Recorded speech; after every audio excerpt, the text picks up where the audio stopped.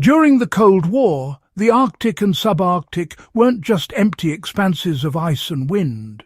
They were strategic frontiers, places where reconnaissance crews, downed pilots, weather teams and special operations units found themselves navigating landscapes that could swallow entire expeditions.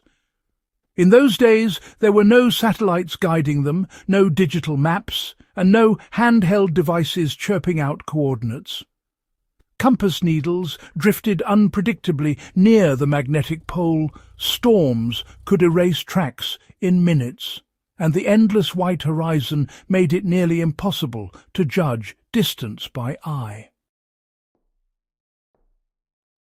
Yet, despite all this, Cold War teams moved across the tundra with a level of precision that shocks modern navigators.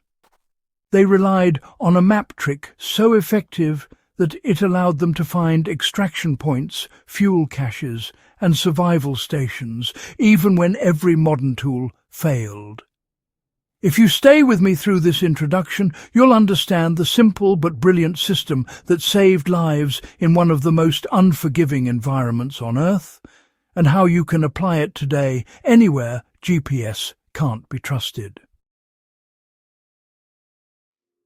The trick was the Cold War grid-bearing method designed to bypass magnetic distortion.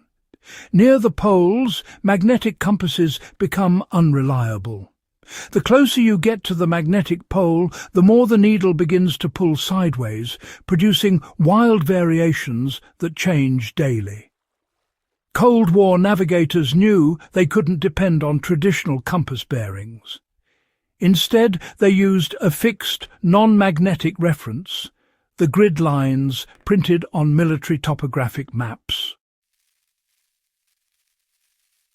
These maps use what was known as grid north, a stable, map-based direction unaffected by magnetic drift. By aligning movement with the grid rather than the compass, teams could plot straight lines across the tundra with remarkable accuracy. This grid-bearing approach wasn't just clever. It eliminated the biggest navigation weakness of polar travel dependence on magnetism. The map became the compass. Cold War teams survived because they learned to travel by visual alignment with grid azimuths. This method relied on a straightforward idea. Instead of turning the compass to match magnetic north, a navigator rotated the compass housing to match a grid direction printed on the map. The compass wasn't being used to point north. It was being used as a protractor. The navigator set the desired grid bearing, then oriented the entire map to match that bearing with physical landmarks. In the tundra, where landmarks were scarce, teams used snow features, sun angles, shadows, and changes in terrain texture to maintain direction. The brilliance of the method was that it didn't require the compass needle at all. The compass was simply a measuring tool used to transfer direction from map to ground. Once the bearing was established, teams moved forward by visually selecting distant points that lined up with the chosen azimuth and walking toward them, leapfrogging visual markers as they progressed.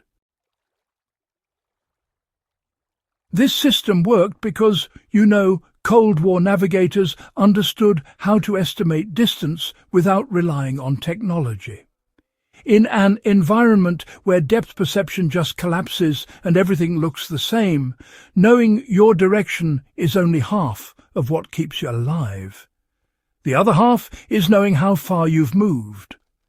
Cold War training really emphasized distance estimation through time and pacing, rather than visual cues. In deep Arctic snow, teams use the consistent rhythm of their movement. A skier might know that on flat terrain, with a standard load, he covered approximately 1 kilometre every 15 minutes in good conditions. When conditions worsened, that same kilometre might take 25 minutes. These mental calibrations allowed them to combine grid direction with time-based distance.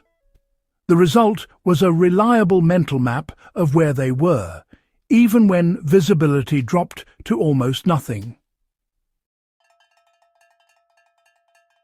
The grid-bearing trick also relied on a technique called backsighting, which stabilized navigation in featureless terrain. Forward visibility in tundra environments is often misleading because the horizon appears closer or farther depending on light conditions.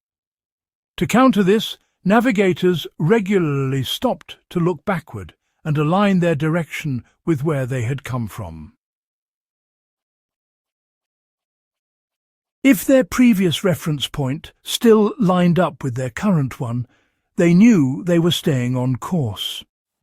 If it drifted off-centre, they corrected immediately. This simple verification step was a cornerstone of Cold War Arctic travel. It prevented navigators from slowly veering off course over long distances, a deadly mistake when fuel caches or rescue stations lay miles apart.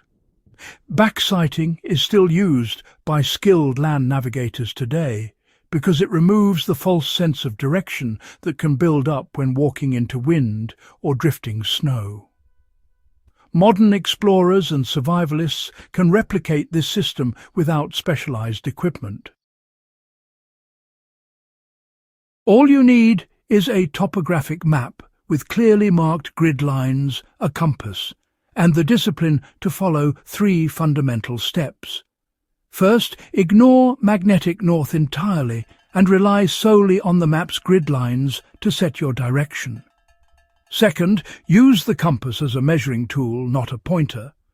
Rotate the housing to match the grid, azimuth on the map, align the compass edge with your route, and transfer that direction to the terrain.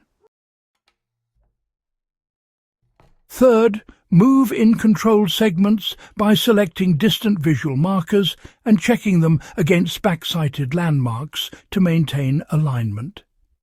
Anyone practicing land navigation will find that this approach is not only more stable, but also more intuitive once learned. Even in forests, deserts, mountains and blackout conditions, grid-bearing navigation provides a powerful contingency when technology or magnetism fails. This Cold War method remains one of the most reliable forms of navigation available today. Its success came from simplicity. Instead of depending on fragile tools, it relied on fixed coordinates, careful observation, and a methodical mindset. In the featureless tundra, where a single miscalculation could send expeditions dozens of miles off course, this trick saved countless lives.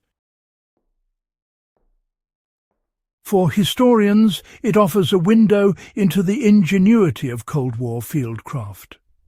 For survivalists, it provides one of the strongest reminders that mastery of the map is still as relevant as ever. And for anyone who recognizes that GPS can fail, jam, freeze or run out of power, this system offers a proven, battle-tested alternative that works even in the harshest places on Earth. If you want more deep dives into forgotten Cold War survival techniques and the fieldcraft that kept teams alive in the world's most extreme environments, make sure you subscribe to In the Beginning and share this episode. History is full of lost knowledge worth recovering, and together we'll keep bringing it back to light.